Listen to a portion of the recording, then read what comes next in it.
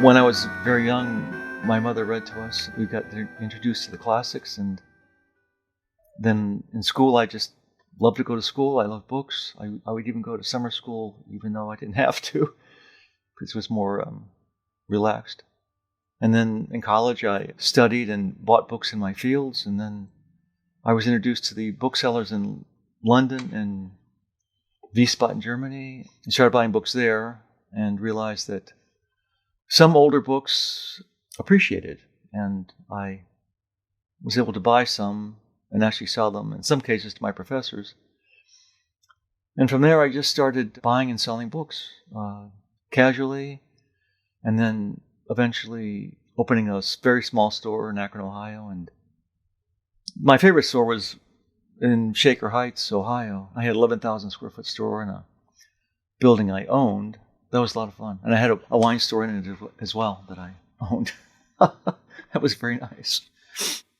Each time I moved was a total disaster. I moved from Akron to Cleveland was no problem because I had two stores at one time. But then Cleveland to Philadelphia was pretty terrible. But then I did okay in Philadelphia. Then my wife moved to Virginia. So I moved to Virginia. And then my wife moved here. And then got divorced after all that. So here I am. And I can't move. I mean, this store is impossible. It's not impossible. It would be very difficult to move it because all the shelves are built in. They're 50 feet long and 16 feet high. So I start from the very base and put a foundation down. And then I just keep building layer by layer, basically. It's just a matter of going higher, higher, and higher. I built scaffolding all the way around to get to the top shelves. You have to plan for the height of the books because these are fixed shelves. So I built these shelves for art books and for larger books. And I built those shelves for fiction and average size books. And then I made shelves for taller books for art and ordinary size books for art. And you have to plan where to put the ladders and the tracks and everything. But it worked out. I've done this before, so this is my swan song, I guess.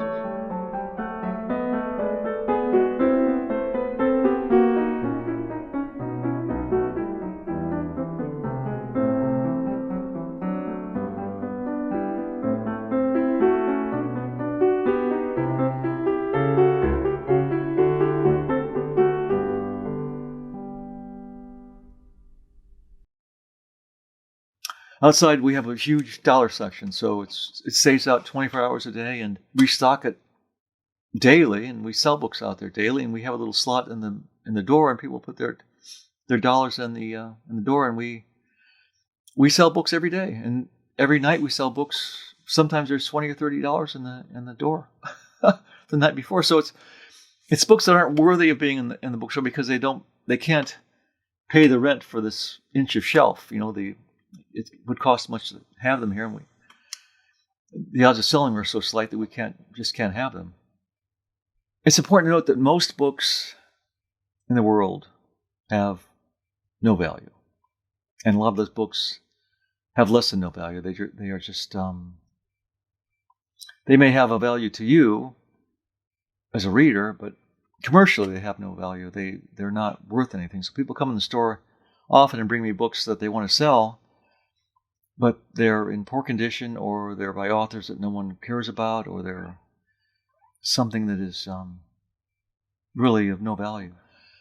A woman came in the store with an odd assortment of books and wanted to sell them. So I looked at them, and they were all nothing books, except for one book that stood out totally. It was Webster's First Dictionary, the first edition. And I told her it was, I don't know what it was. This was years ago, but I said it was maybe $8,000 or so. And I would be happy to buy that. The other stuff I didn't want. And she said, well, if it's that much money, I'll save it and give it to my kids. So I could have, like some people might have, I could have bought the entire batch of books for probably $50 or so, but that's how it goes. You have to be honest, otherwise it doesn't pay. I have to adhere to a bunch of code of ethics. I belong to the Antiquarian Booksellers Association of America and the International League of Antiquarian Booksellers, and I'm the president of the Florida Antiquarian Booksellers Association, and I belong to the Ephemeris Society and other societies. Each one of the societies has their own code of ethics, and they're very strict. You have to basically be honest. You have to do the right thing. For example, in the Webster's, I could not buy that book without telling her what the price of it would be. It works out in the end. It's good because you have that sort of good aura. So people feel good about buying things and selling things. I had a woman came in just a week and a half ago. She was looking for Van Gogh's letters. And I had a 3-volume set complete. And she was so happy, she started crying, literally. Just real tears. She was so happy to have found that. She'd been looking for it for years, and it was here. And that was, for me, that was thrilling. That's a pretty good feeling.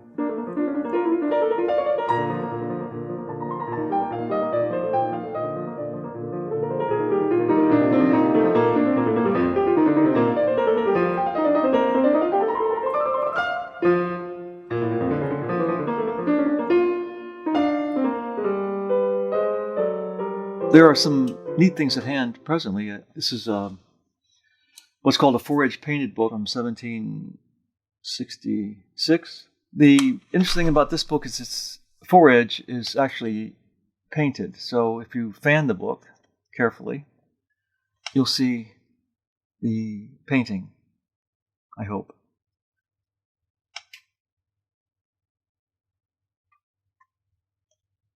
Okay. This is an example of a modern book that's distinct from other genres of first editions. So it's a nice copy in dust jacket. And these are things that people look for that collect modern first. They have to be in jacket, and the condition has to be almost like new. The better the condition, the higher the price of the book. People come with sometimes magnifying glasses to look at the condition of the dust jacket of a modern first edition. This one's cool because it's signed by Vonnegut as well. This is a much earlier book. This is from 1410. It's not really printed because there's no printing press yet, but this is all done by hand, which is the only way you could do a book in 1410. And every page is done by hand. Every page is on vellum. And every page is differently illustrated or illuminated. Some pages have images that are also done by hand. Typically end up being bought by other dealers, not by me, but and they're taken apart. So they get this book, and the first thing they do is cut all the pages out. They cut all the pages out, and they sell them one at a time. And they can sell the book for more than you could sell the entire book for, which is hard to believe, but true. This is a book on the occult from 1603 or 1605. I've forgotten. But it's by Heinrich Kunrath. It's all illustrated with different visions of his interpretation of the world, multilingual. It's just fascinating to see all the work that went into this and all the speculations about the nature of the universe in 1603 or 5. I forgot.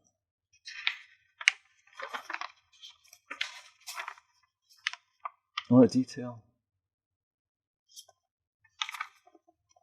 This is something I keep just as sort of a teaching aid. It's a cuneiform tablet from 2350 BC. It's just an example of how man has communicated over the millennia. I don't know if you can see the little hatches in the clay mark there. And this is a totally different genre. We also buy and sell magazines from the teens, 20s, and 30s. Vanity Fair and Vogue and Bazaar. They're interesting because of the fashions for one thing, obviously, but they're a time capsule from. This is going to be April 1924, and nothing after that's going to be in here. They're just fascinating to look through. It's a different world altogether. I really like buying more than selling because buying is thrilling in as much as you have to use your knowledge, your brain, to discern what you're buying, what the price is, what you should pay, what you might be able to sell it for, what the intricacies are with that book. It's speculation because you're buying something that in some cases you're not sure about. If you're buying some obscure journal of a 19th century importer or something of that nature, I mean, how do you determine the price of that? You don't know what to pay for it. You don't know what to sell it for. It's the only thing that you can research are things that are close to it. You know, someone else had a journal comparable in a different field, different time, blah, blah, blah. And what to sell. What to sell is very important too. You have this whole grouping of customers. You have individuals, you have corporations, you have institutions. So in some cases, you might buy something and your only viable potential customer is an institution because it's so unique, so difficult to place, and difficult for someone else to buy. And sometimes the institutions have deeper pockets as well. So you have to weigh all that in when you buy it. You know, I just sold a grant from James I to a British nobleman of a castle in Northern Ireland to an institution in Belfast, and their interest was because in the document, it was all on vellum, it was huge, but it specified that the person to whom the king gave the grant was not to have much to do with the Irish. He wasn't. This wasn't supposed to give anything to them or be sort of friendly with them, I guess, which is pretty strange for a grant like that. It was unique. So it went to an institution. But that I had to translate. I did, but I had to have the entire document translated from. It was all in Latin, and what we did was just put it online and hope that someone somewhere in the world would want it. And we had it online for probably 8 years or so. But then someone did want it. So we have quite a variety of maps. We buy more maps than we sell. I think we try to buy maps that are both interesting and attractive, and we also try to buy maps that are aberrations of cartography. So, for example, we buy and sell maps of California as an island. When California was initially mapped back in the 1500s, 16th century, but then suddenly in the 17th century, a priest walked around California and decided that it really wasn't part of the continent, it was an island. And the Spanish were excited about that, so they took that information and sent it to Spain. And as was often the case, the ship was intercepted by the Dutch pirates and taken to the Netherlands. And that became a new information, almost like new technology that was stolen. So the Dutch reproduced the map, then the British reproduced the map, then it became de jure and de facto for the next 120 years or so that California was actually an island. So, and it took a decree from the King of Spain in about 1750 to decide that it was part of the continent. Another strange genre are maps of Florida, because Florida, again, in the 16th century was pretty well represented. 18th century, it became thought of as an archipelago. So it became just a series of islands like Indonesia. So it was all different colors and all the islands with different coastlines and all very specific and all very inaccurate. And other maps actually show Florida with a mountain chain all the way up the middle from the south to the north, which is total fabrication. Almost everything before 1870 is hand-colored. So each map is colored by hand by someone, and they're all in that way distinct. The original engraving is done with the plate, but then all the coloring is done by hand. And every antique map you see was actually in a book at one time. I would say 90% or more were actually closed in a book for maybe hundreds of years. And then the book is taken apart by people over the years, and then the maps are traded back and forth and back and forth. But they're unique. And if you're ever in an antique store and see a map that you think might be antique, one good indication is they often have a full line down the middle of where they were at one time in a book. It might be difficult to see, but it's good indication that it's an old map.